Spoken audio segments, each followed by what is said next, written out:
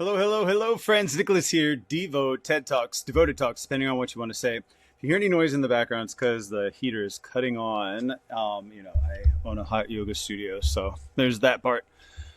But oh man, so just so much going on. It's that time of year, and yet a lot of things aren't happening at the same time. So it's this weird, not just juxtaposition, but paradoxical experience because my days are going by fast, and yet it's way more relaxed than it is at some times in the year. And so I'm just kind of like, ooh, what is going on? I feel like I'm that anyway, but it's even more extreme right now. So yeah, you'll be listening to this after the new year. However, I am recording this 2 days before my birthday, and then about a week before Christmas, and then 2 weeks before New Year's. Jeez. Did you resonate with those sounds I made? Oh man. Yeah, I was actually excited. I bumped into a couple of people who had said they had been listening to my podcast, and it's very interesting to record these things and then have people have reactions and get stuff out of them. So again, I know I've said it before, just big love, big energy, big thank yous to everybody out there listening or watching on YouTube or wherever. And if you're in the Greensboro, North Carolina area, or just in North Carolina, come see me. Come see me. But anyway, I've had so many thoughts in the past day, and I was like, I should sit down and record now, but no time was really that convenient. And so, one of the things that I have been really resonating back to a lot lately is, I find myself getting caught in ruts of me thinking about what other people think about me, and me thinking that is me, instead of knowing who I am and, taking that feedback for what it is, and I can adjust or not, depending on the veracity or the truthfulness of that. No, I say that tongue in cheek, which I often do with these podcasts, because we're currently in a world where people are making up their own realities and completely dismissing anything that they don't like or challenges their world or their understanding or whatever as fake news or, complete farce. And being that we live currently in a world full of AI, and you can generate all kinds of images and videos very convincingly in some cases, not so convincingly in others, it's easy to just flippantly push things away, and people who don't look too far beneath any surfaces will frequently or easily potentially be persuaded by these things. And it is not problematic that these happen. It's problematic that there's a widespread experience of it, and within that experience there isn't pushback or regulation. And this is the hard part, because I believe that regulations need to be a lot more judicious than they are applied, because most of the time they're applied based on wide berths or wide strokes that have more to do with high wealth interest groups, whatever that interest may be, lobbyists, and they push things in certain directions, right? Like AI has this ability to be a beautiful, beautiful thing if honed towards greater understanding of things, greater accuracy, greater attempts at truth. And in many cases, there are documented cases of people doing stuff specifically to make the software more agreeable to people, so that it doesn't question people, and then people are more likely to engage with it more, right? It coddles people instead of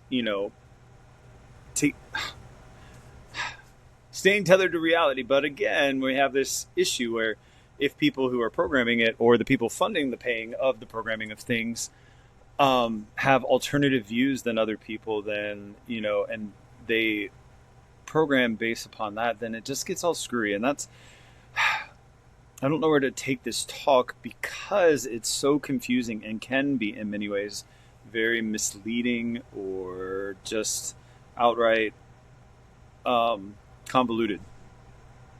And what I want to lean upon in this is the yoga and the Ayurveda. There is one truth out there. However, there are many paths to it, and beyond the many paths to it, there are many experiences of it from this plane, because going up is more unifying, just like in a pyramid, whereas coming down is more separating or dividing, divisive. And that's okay. But trying to understand the one truth while still divided is going to be very challenging for many, many reasons. Because part of, like for a pyramid, for instance, say the blocks get wider and wider and wider, and there's more of them. My block might be on a completely different portion of the pyramid, and the experience there, for whatever design purpose or reason, is different. And our clarity of what truth or absolute reality is may be different because of that location or function or both, and probably other things that I'm not able to label right now. So what does that mean for us? That means that we have this gift to be unique and live into that uniqueness for the greater whole. But if we're constantly either trying to be somebody else or trying to get more to the unified rather than participating in the level that we're at, we can then sacrifice this greater gift we're bringing to the whole by staying in our lane, right? Like one of the big things that I did when I really got into spirituality was I bypassed. And now I've had to go back and really delve into those emotions with the knowledge that I have of these greater experiences and greater spiritual principles and realities. And it can be hard because it feels really good to be in that pink cloud. It feels really good to be up there and looking and purveying. But if you don't transmute the things that you're carrying, even if you get all the way to the very, very tippy top, you're still chained to those things that you haven't transmuted.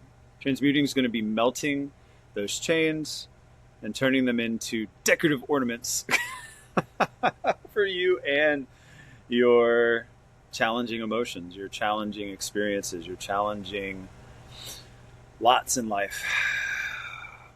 So, AI can be a good thing. As with anything else, it can also be a bad thing, right? I mean, even we can be a good thing until we're not. And so, keeping that balanced and harmonious view of the fact that everything is a spectrum, and one point on the spectrum is going to impact the relative experience of other parts of the spectrum.